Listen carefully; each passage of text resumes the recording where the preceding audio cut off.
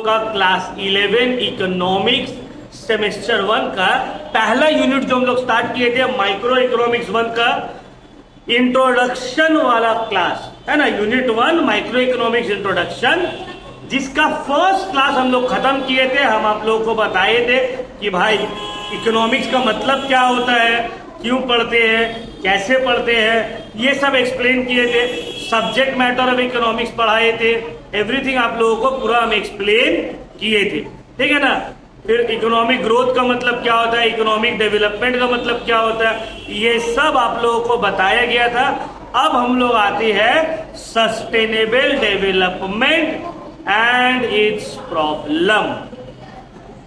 Sustainable development and it's problem, अब हम लोग इसके ऊपर आते हैं। सर सबसे पहले ये बताइए सस्टेनेबल डेवलपमेंट का मतलब क्या होता है। आप तो हम लोग को डेवलपमेंट पढ़ाए, डेवलपमेंट तो हम बताए कि बाबू इसका मतलब होता है development, but sir sustainable development ये वर्ड तो पहला बार सुन रहे। अगर आप लोग का 10 में इकोनॉमिक ईवीएस रहा होगा तो आप लोग पढ़े होंगे, अगर आप लोग का 10 में ईवीएस रहा होगा तो आप लोग ये वाला पढ़े होंगे।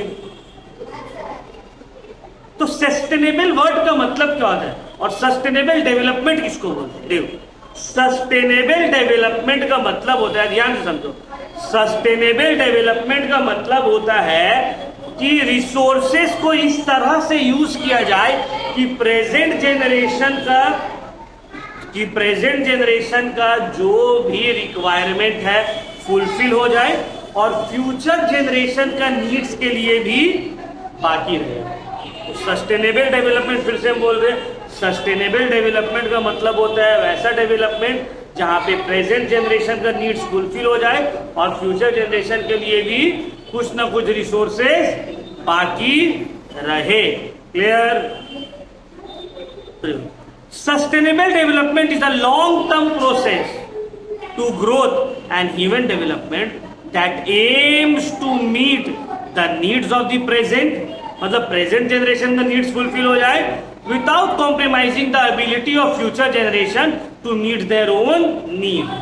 ठीक है, अब इसका एक एग्जांपल लेते हैं। जैसे कि देखो, घर में किसी दिन मम्मी तुम्हारी नहीं है, वो खाना बनाकर चले गए या फ्रिज में रख के, तुम घर पहुंचे देखे जहां मम्मी तो नहीं है, तुम फोन किए मम्मी आप है नहीं, बोले हाँ बाबू कुछ काम से हम बाहर गए, फ्रिज में सबका खाना रख दिए बनाकर, आप जाकर फ्रिज से गर्म करके खा लो। तुम बोले वाह बहुत अच्छा है, तुम फ्रिज खोले देखिए एक हड़िया पूरा चिकन का तरकारी पड़ा हुआ है, अभी तक कोई आए नहीं, पहले तुम ही हो। तुम बोले वाह आज हमको अपने हाथ से तरकारी निकालने का मौका मिला।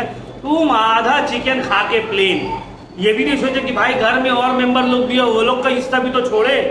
तो इसको सस्टेनेबल बोलेंगे नहीं, तुमको इस तरह से कंज्यूम करना था कि भाई मेरा जो हिस्सा का है हम खा लेते हैं, बाकी जो लोगों के लिए बचा कर रखते हैं वो लोग जब आएगा तो अपना कंज्यूम करेगा। यही होता है सस्टेनेबल डेवलपमेंट, कि हम रिसोर्सेस को यूज किए, अपना जरूरत को पूरा कर लिए और फ्यूचर जनरेशन का नीड्स के लिए भी रिसोर्सेस को प्रिजर्व करके रखा गया। जैसे कि देखो अभी हम लोग इतना सारा रिसोर्सेस यूज कर रहे हैं, पेट्रोलियम, कोल, अब इसको ओवर एक्सप्लॉइट ना कर दिया। तो इसमें दो कॉन्सेप्ट है, सस्टेनेबिलिटी और डेवलपमेंट। डेवलपमेंट करना है सस्टेनेबिलिटी के साथ कि वो सस्टेन रहे, लॉन्ग टर्म चले। ऐसा क्या डेवलपमेंट कि अभी कुछ साल तक नजर आ रहा है फिर बेकार, फिर परेशानी में पड़ जाएगा इंसान। सस्टेनेबल डेवलपमेंट फाइंड आउट करने का कोशिश करता है बैलेंस बिटवीन इन्वायरमेंटल प्रोटेक्शन और इकोनॉमिक डेवलपमेंट। बहुत सारा जगह बोला जाता है कि भाई इकोनॉमिक डेवलप होगा तो इन्वायरमेंटल तो डिग्रेड होगा ही होगा, but it is not mandatory, it is not compulsory कि इन्वायरमेंटल डिग्रेडेशन करना जरूरी है इकोनॉमी को डेवलप करने के लिए। नहीं, ऐसा बात नहीं है। आप इकोनॉमी को डेवलप कर सकते हैं इन्वायरमेंट को बिगाड़े बिना। क्लियर हो रहा है पॉइंट, समझ में आ रहा है। अब सर क्या प्रॉब्लम है सस्टेनेबल डेवलपमेंट का। बहुत सारा प्रॉब्लम है, क्यों सस्टेनेबल डेवलपमेंट डिफिकल्ट है अचीव करना। ये रीजन को हम लोग बोलते हैं प्रॉब्लम्स ऑफ सस्टेनेबल डेवलपमेंट और सस्टेनेबिलिटी बैरियर्स। मेनली इसको दो पार्ट में क्लासिफाई किया गया। पहला है इंट्रिंसिक प्रॉब्लम, दूसरा है एक्सट्रिंसिक प्रॉब्लम। पहला है इंट्रिंसिक प्रॉब्लम और दूसरा है एक्सट्रिंसिक प्रॉब्लम। इंट्रिंसिक प्रॉब्लम का मतलब होता है कि पीपल ऑफन खुद ही नहीं चाहते हैं वो लोग एक्ट करे कन्विक्शन से, ठीक है। फॉर एग्जाम्पल, आप खुद से डिफॉरेस्टेशन कर रहे हो, खुद से ही पेड़ काट रहे हो, तो आपका गलती है ना, इंसान नहीं चाह रहा है। अब बोलता है तोपसिया में बहुत गंदगी है, क्यों? क्योंकि हम लोग सब मिलके अपनी खिड़की से कचरा फेंकते हैं। तो ये तो इंट्रिंसिक प्रॉब्लम हो गया ना भाई, इसमें तो कोई chief minister, prime minister, MLA, MP का कोई रोल नहीं है। हम और आप अगर खिड़की से कचरा फेंकना बंद कर देंगे तो तोपसिया का जो कचरा वाला प्रॉब्लम है ये ऑटोमेटिकली सॉल्व होना चालू होगा। तो वो प्रॉब्लम जो हम लोगों के खुद के कन्विक्शन के वजह से, हम लोग खुद उसमें पार्टिसिपेट कर रहे हैं, हम लोग के वजह से जो प्रॉब्लम अराइज हो रहा है उसको बोलेंगे इंट्रिंसिक प्रॉब्लम। और एक्सट्रिंसिक प्रॉब्लम का मतलब होता है those developmental problem which can be control through proper measures, मतलब जिसको कंट्रोल किया जा सकता है थोड़ा मेजर्स, थोड़ा प्लानिंग के साथ। जैसे कि एक्सेसिव यूज हो रहा है पब्लिक ट्रांसपोर्ट या कम्युनिकेशन या हेल्थ केयर सर्विस, तो उसको अच्छे से प्लान करके कंट्रोल किया जा सकता है, ठीक है। कैसे कंट्रोल किया जा सकता है भाई? एक प्राइस टैग लगा दो। जैसे कि हम लोग यहाँ पे कुश्तिया में मेला लगता है, फ्री में सब घुस जाता है डेली। दिलीप मार्ट में मेला लगा था, एंट्री फीस रख दिया, तो मोहल्ला का जितना निब्बा निब्बी है वो लोग बैग पहन के नहीं जा पा रही थी, क्यों जाना है, लो एंट्री फीस दो। तो प्राइस टैग लगा दिया, ओवर यूज नहीं हो रहा, ओवर एक्सप्लॉइट नहीं हो रहा। तो अगल बगल का जितना लड़का लड़की लोग था सब देखो कुश्तिया में घुस कर था, खरीद रहा कुछ नहीं, 10 रुपए का पुचका खा लिया, 3 घंटा मेला में खड़ा हो गया।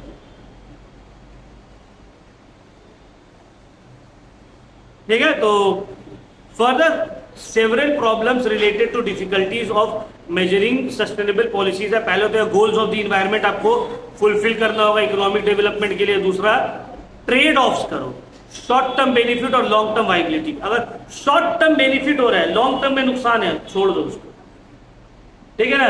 Because we can not suffer short term benefit for long term problem. तुमको हम बोले बाबू बिरयानी खाओगे, बिरयानी खा लो, फिर 1 हफ्ता के मेरा घर में झाड़ू दे दोगे, तुम बोलोगे भाई 1 डब्बा बिरयानी के लिए 1 हफ्ता झाड़ू देंगे, तो ये क्या हो गया? शॉर्ट टर्म बेनिफिट नहीं लेना है, लॉन्ग टर्म प्रॉब्लम क्रिएट करने के लिए।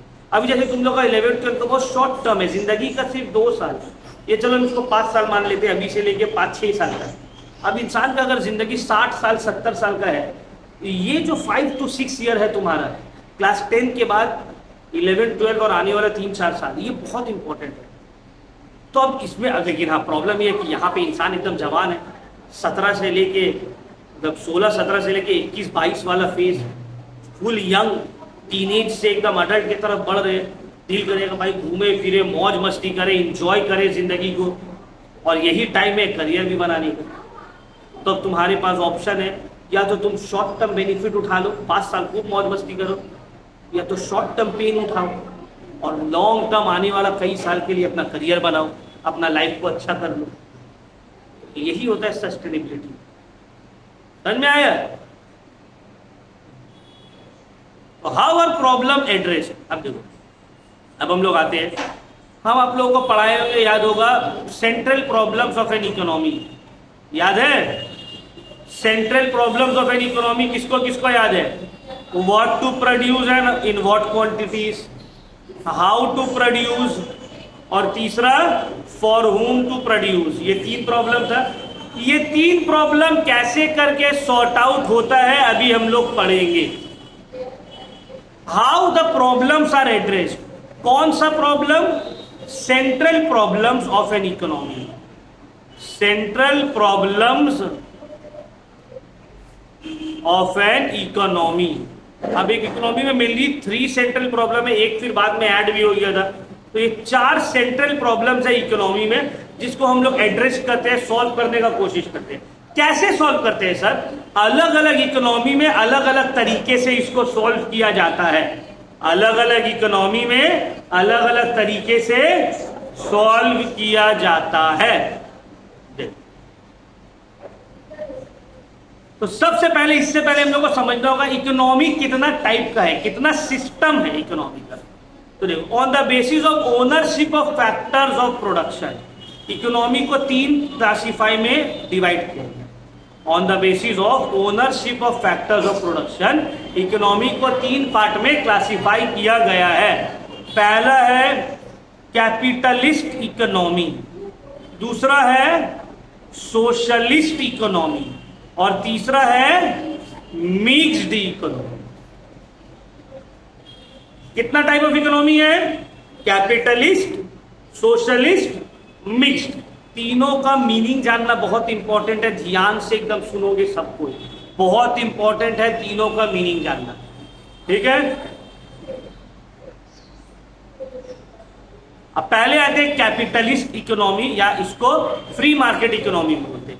कैपिटलिस्ट इकोनॉमी या फ्री मार्केट इकोनॉमी का मतलब होता है वो इकोनॉमी जहां पे जितना भी प्रोडक्टिव रिसोर्सेज जो है, फैक्टर्स ऑफ प्रोडक्शन जो है, प्रोडक्टिव रिसोर्सेज मतलब फैक्ट्रीज, बिजनेसेस, कंपनीज, ये सब प्राइवेट कंपनीज या प्राइवेट पर्सन के हाथ में रहता है।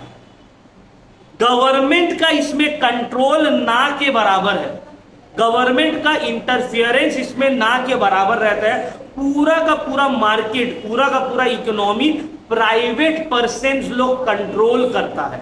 इस टाइप ऑफ इकोनॉमी को बोलते हैं कैपिटलिस्ट इकोनॉमी। इसको फ्री मार्केट इकोनॉमी या लेज़र-फेयर इकोनॉमी भी बोला जाता है। क्यों सर इसको फ्री मार्केट इकोनॉमी या लेज़र-फेयर इकोनॉमी बोलते हैं?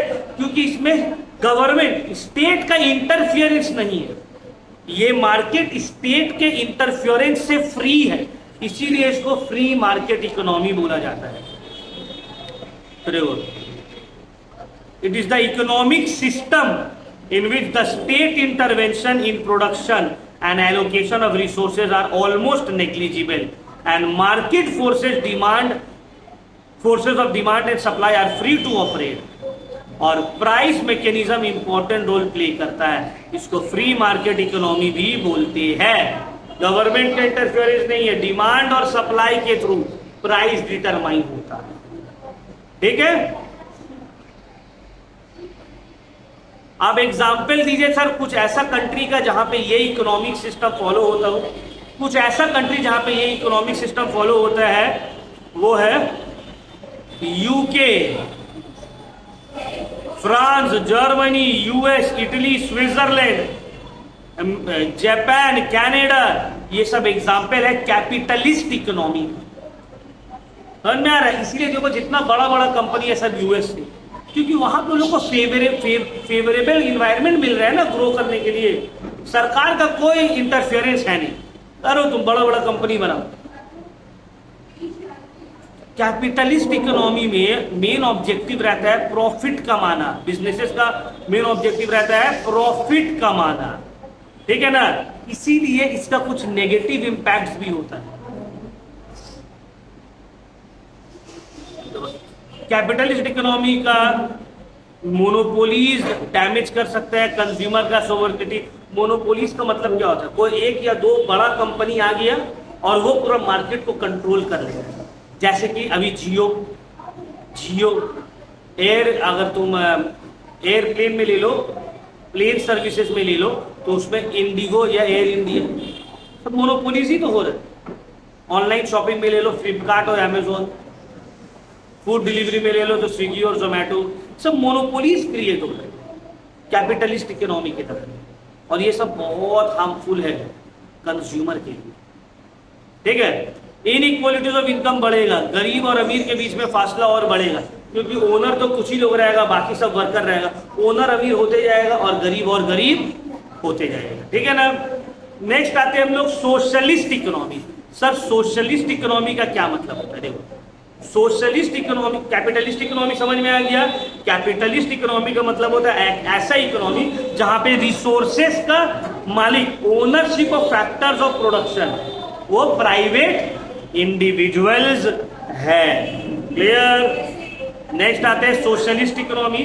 सोशलिस्ट इकोनॉमी का मतलब होता है वो इकोनॉमी जहां पे फैक्टर्स ऑफ प्रोडक्शन, मतलब जितना भी रिसोर्सेज है, प्रोडक्शन रिसोर्सेज है, फैक्ट्रीज, बिजनेसेस, ये सब गवर्नमेंट के कंट्रोल में रहता है। प्राइवेट कंपनीज एग्जिस्ट ना के बराबर करेगा। पूरा का पूरा ओनरशिप गवर्नमेंट के पास में है और प्राइवेट कंपनी नहीं रहेगा। प्रोडक्शन पूरा गवर्नमेंट के प्लानिंग के हिसाब से होगा। गवर्नमेंट जो चाहेगा वो प्रोड्यूस करेगा, जितना प्राइस चाहेगा उतना रखेगा। तो इस टाइप ऑफ इकोनॉमी को हम लोग बोलते हैं socialist economy. It is defined as the economic system in which only state और government interference in production and allocation of resources is ensured without any private intervention. ठीक है, और प्राइस मैकेनिज्म है ही नहीं। कौन कौन सा कंट्री में ये सब देखा जाता है सर, इस तरह का economy? Cuba, north Korea, king Jong, देखते हो किंग जोंग उन, एक बार न्यूज में दिखा रहा था, उसका वेट कम हुआ ना तो पूरा देश का लोग रोने लगा। तो सब इसलिए रोता होगा कि भाई अगर अभी ये रोते तो जिंदगी भर रोने होगा। उसका कोई मिलिट्री था जो उसका स्पीच के दौरान उसका आंख लग गया, सो गया, उसको गोली से उड़वा दिया। इतना हेवी डिक्टेटर है। वियतनाम, लाओस, ये सब जो है सोशलिस्ट कंट्री है। समझ में आया? तो सोशलिस्ट कंट्री में गवर्नमेंट के हाथ में पूरा ताकत रहता है, वो जो चाहे प्रोड्यूस करे, कंज्यूमर का कोई सोवरेनिटी नहीं, जो बना के देगा खरीदना होगा।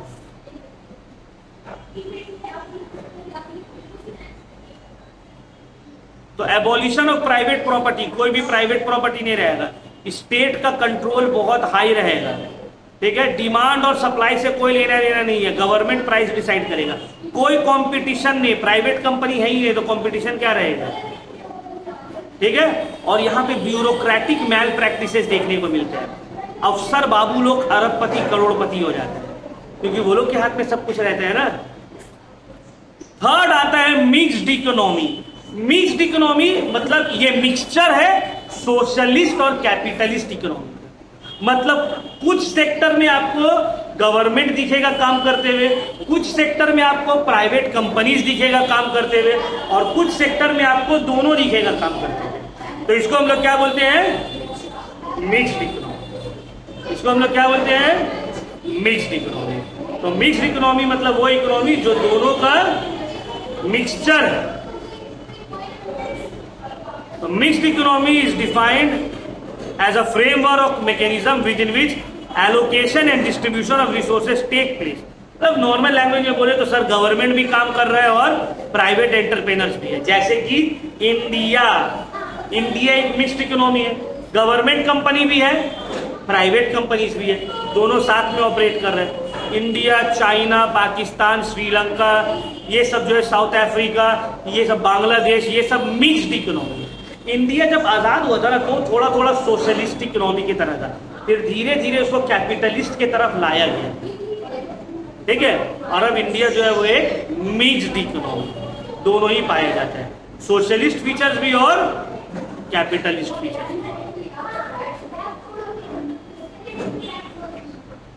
अब देखो ब्रॉड सोशल गोल्स। हर इकोनॉमी कुछ गोल्स को अचीव करने का कोशिश करता है, मेनली ये 6 गोल्स जिसको हम लोग बोलते हैं ब्रॉड सोशल गोल्स। हर इकोनॉमी, इकोनॉमिक एक्टिविटीज इररिस्पेक्टिव वो कौन सा इकोनॉमी है, चाहे वो मिक्स्ड हो, सोशलिस्ट हो, कैपिटलिस्ट हो, कोशिश करता है कि 6 गोल्स को अचीव किया जाए लॉन्ग टर्म पर्सपेक्टिव में।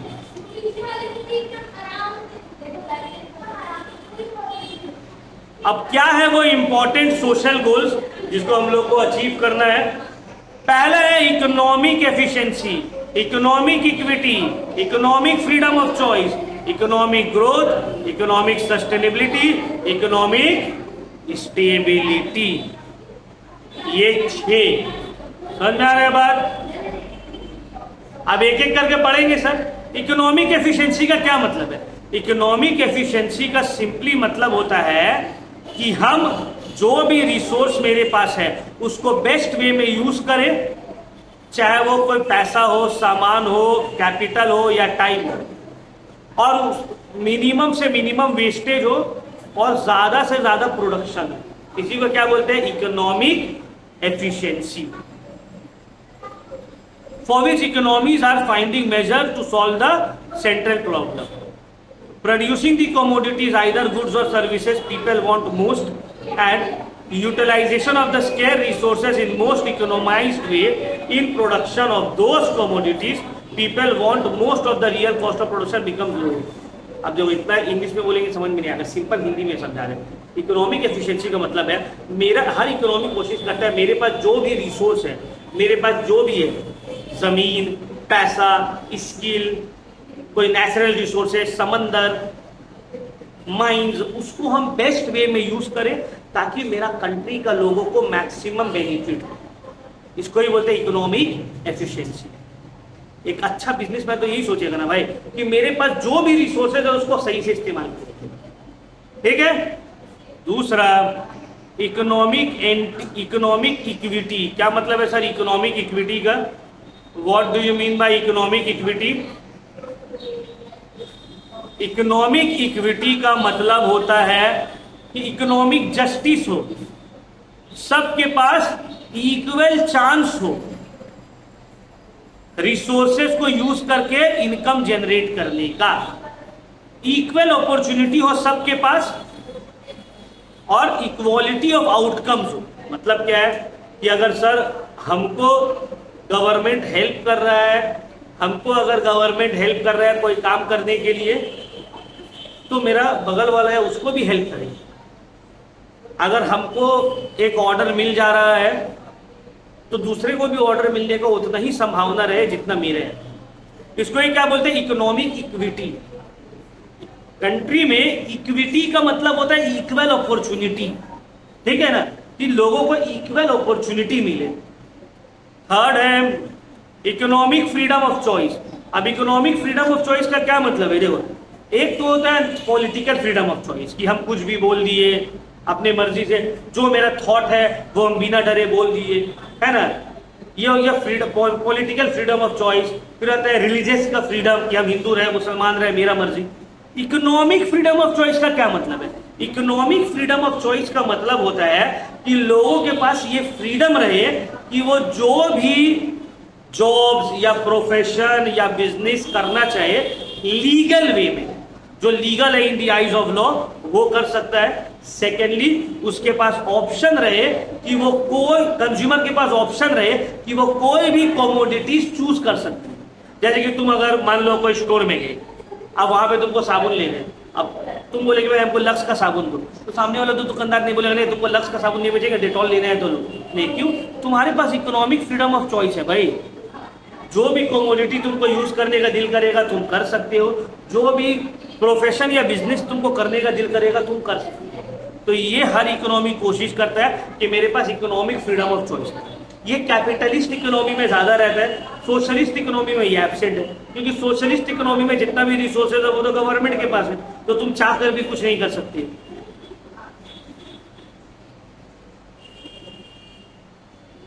ठीक है। फिर आता है इकोनॉमिक ग्रोथ। जितना भी कंट्री है वो चाहता है कि वो वक्त के साथ साथ इकोनॉमिकली ग्रो करे।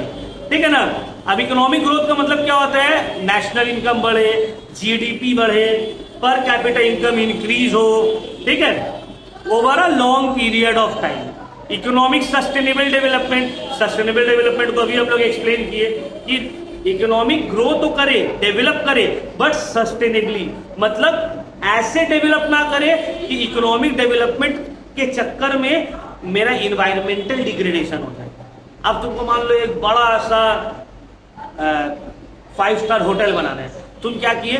तुम एक आइलैंड लिए, आइलैंड को पूरा क्लियर कर दिए और वहां पे एक 5 स्टार रिजॉर्ट बना दिए। जैसे कि अभी न्यूज में तुम लोग देखते हो कि अंडमान एंड निकोबार आइलैंड में हो रहा है ना, प्रोटेस्ट चल रहा है। वो एक आइलैंड है जो कि बहुत ही मतलब हाँ बायोस्फीयर जोन है, वाइल्ड लाइफ बहुत उसका रिच है ना, बहुत सारा उसमें नेचुरल प्लांट्स, एनिमल्स सब बसता है। अब गवर्नमेंट क्या प्लान कर रहा है कि उसको काट के वहां पे कैसीनोज, रेस्टोरेंट्स को बनाया जाएगा। मोदी जी का जो फ्रेंड है अडानी, उसको ये सब कॉन्ट्रैक्ट मिल रहा है। तो ये क्या हो गया? ये सस्टेनेबल डेवलपमेंट हुआ।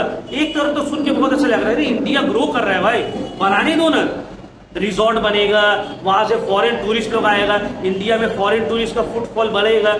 लेकिन सर ये डेवलपमेंट हो तो रहा है, लेकिन ये डेवलपमेंट का कॉस्ट बहुत ज्यादा हो जाएगा। वहां पे जो रहने वाले लोग हैं, ट्राइब्स है, वहां का जो नेचुरल वेजिटेशन है वो सब डिस्ट्रॉय हो जाएगा। तो ये सस्टेनेबल डेवलपमेंट नहीं हुआ। तो हर इकोनॉमी चाहता है कि वो डेवलप करे sustainably, without having a major impact on the environment, ठीक है।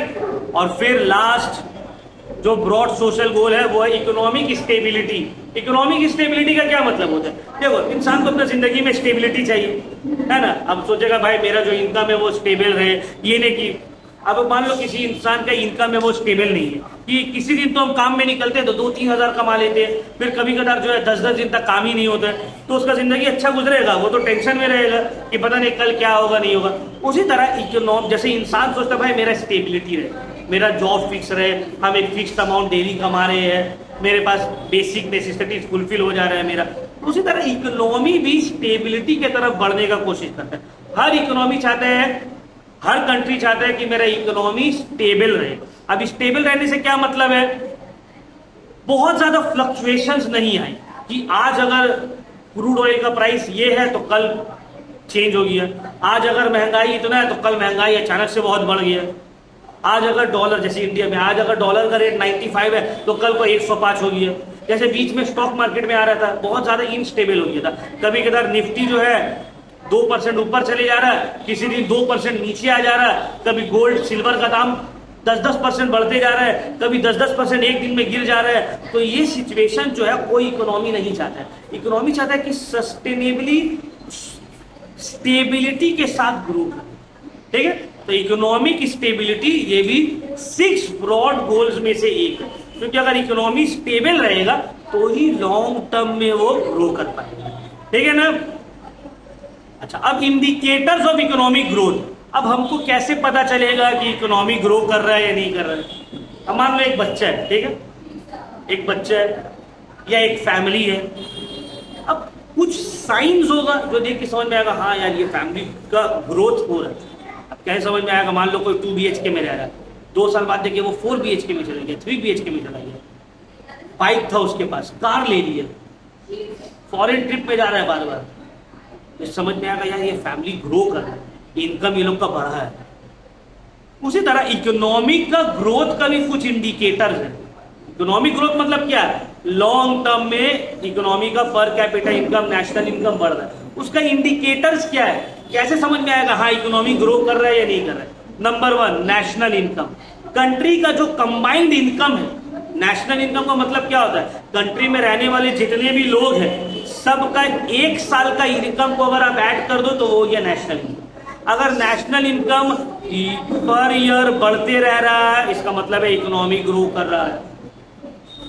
दूसरा आता है पर कैपिटा इनकम।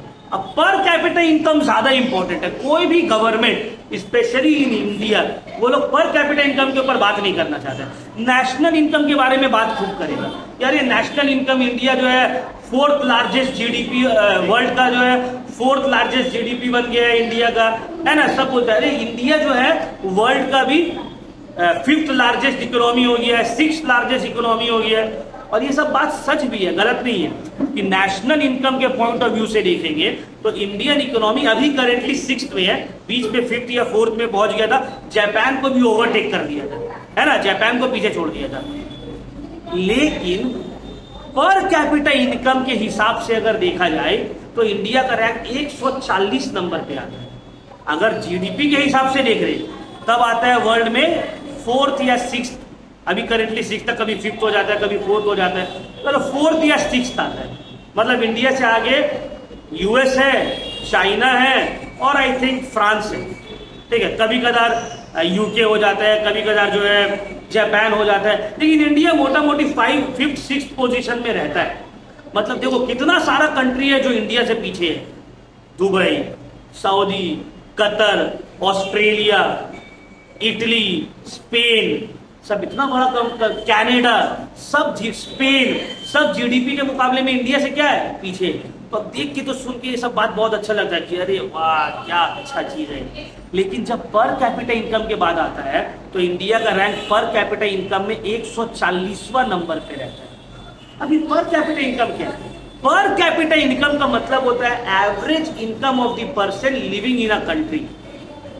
अब देखो इंडिया का इकोनॉमी तो 4th लार्जेस्ट है, 5th लार्जेस्ट है, लेकिन अगर उसको डिवाइड किया जाए पॉपुलेशन के हिसाब से तो पर इंसान के हाथ में कितना आएगा? उसको बोलते हैं पर कैपिटा इनकम। अब इसका दो एग्जाम्पल लेते हैं। मान लो दो फैमिली है, फैमिली ए और फैमिली बी। फैमिली ए का जो इनकम है वो है फॉर एग्जाम्पल 1 लाख और फैमिली बी का है 80,000। अब ऊपर ऊपर से देख के बोला जाए कौन फैमिली ज्यादा अमीर है भाई? फैमिली ए। तो यही हो गया जीडीपी, मतलब total income of the country in a year. उस हिसाब से फैमिली ए या कंट्री ए बहुत रिच है सर, लेकिन कंट्री ए में टोटल 10 लोग रहते हैं और कंट्री बी में या फैमिली बी में टोटल 2 लोग रहते हैं। अगर आप एवरेज इनकम निकालो कि पर पर्सन का एवरेज इनकम क्या आ रहा है, तो फैमिली ए का आता है 10,000 और फैमिली बी का आता है 40,000। तो अब ये बताओ किसका स्टैंडर्ड ऑफ लिविंग, रहन सहन का तरीका ज्यादा बेटर होगा, फैमिली ए का या बी का? बी। क्यों सर? फैमिली ए तो ज्यादा कमा रहा है बी से। टोटल इनकम, नेशनल इनकम के हिसाब से India is very good, but जब पर कैपिटा इनकम के बाद आता है, इतना ज्यादा पॉपुलेशन है कंट्री का कि जब आप ये टोटल इनकम को टोटल पॉपुलेशन से डिवाइड करते हो, तब जो पैसा हाथ में आता है पर पर्सन का, उसके हिसाब से इंडिया का रैंक है 140। समझ में आ रहा है? 140 कितना पीछे चलेंगे? तो देखो देख कर लग रहा है इंडिया का जीडीपी ग्रो हो रहा है, लेकिन पर कैपिटा इनकम ग्रो नहीं हो रहा है सर। अगर जैसे कि अभी रिसेंटली न्यूज में बहुत चल रहा था कि जापान जो है, इंडिया जो है जापान को पीछे छोड़ दिया जीडीपी में, वो न्यूज भी सही था, गलत नहीं था। India has overtaken Japan in terms of national income, GDP. लेकिन जब पर कैपिटा इनकम का बात आता है, भाई जापान का पॉपुलेशन है 12 करोड़ का, इंडिया का 150 करोड़। समझ में आ रहा है? तो 150 करोड़ मिल के जो नेशनल इनकम जनरेट कर रहा है, वो वहां का 12 करोड़ का लोग कर रहा है।